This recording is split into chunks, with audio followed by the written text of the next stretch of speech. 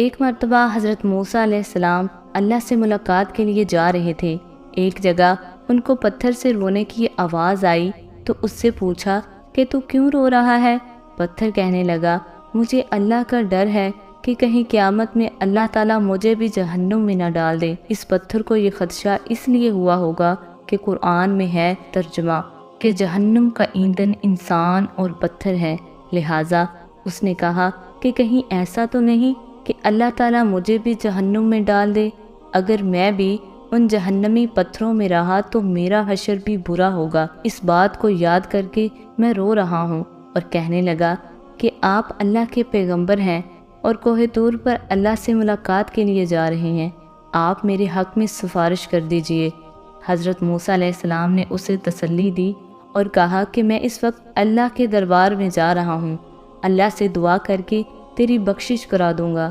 حضرت موسیٰ علیہ السلام کوہ طور پر پہنچے، اللہ سے باتیں کرنے لگے۔ ان باتوں کے درمیان حضرت موسیٰ علیہ السلام اس پتھر کو بھول گئے۔ اب دیکھیے اللہ کی رحمت اور اس پر قربان جائیے کہ جب واپس جانے لگے تو اللہ نے کہا کہ موسیٰ تم اس پتھر کو بھول گئے، کیا تم نے اس سے سفارش کا وعدہ نہیں کیا تھا؟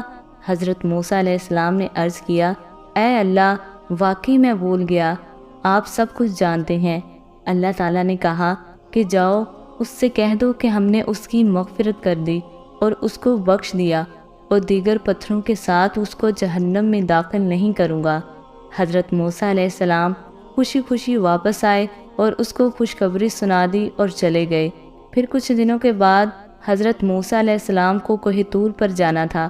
اسی راستے سے جا رہے تھے، دیکھا کہ وہ پتھر پھر بھی رو رہا ہے۔ کہنے لگے کہ میں نے تو تجھے خوشخبری سنا دی تھی اور اللہ کا پیغام بھی بتایا تھا کہ اللہ تجھے جہنم میں داخل نہیں کرے گا، پھر اب رونے کی کیا بات ہے؟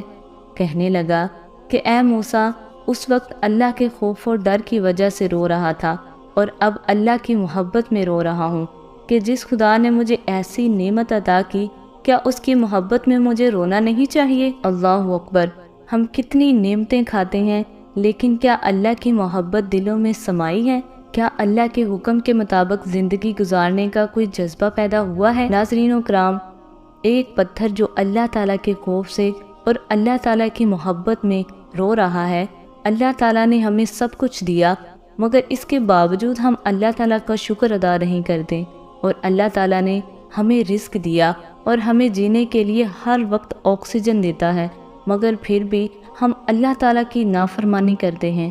جب کوئی پرندہ یا جانور چلاتے ہیں تو ہم یہ سمجھتے ہیں کہ وہ بے وجہ چلاتے ہیں، لیکن ایسا نہیں ہے۔ کبھی کبھی یہ اللہ کے ڈر سے روتے ہیں اور کبھی کبھی ہم جیسے لوگوں کو اطلاع کرنے کے لیے چلاتے ہیں کہ اللہ تعالیٰ کا ذکر کرو اور اللہ تعالیٰ کی رحمت کو سمجھو اور اللہ تعالیٰ کی طرف ہو جاؤ، لیکن ہم لوگوں کو یہ بات سمجھ میں نہیں آتی۔ تو ناظرین اکرام، ہر وقت اللہ تعالیٰ کا شکر ادا کرنا چاہیے اور ہر وقت موت کو یاد کرنا چاہیے تاکہ ہم لوگ گناہ سے بچیں۔ اللہ تعالیٰ سے دعا ہے کہ ہمیں اللہ تعالیٰ پکا سچا ایماندار بنا دے۔ آمین یا رب العالمین۔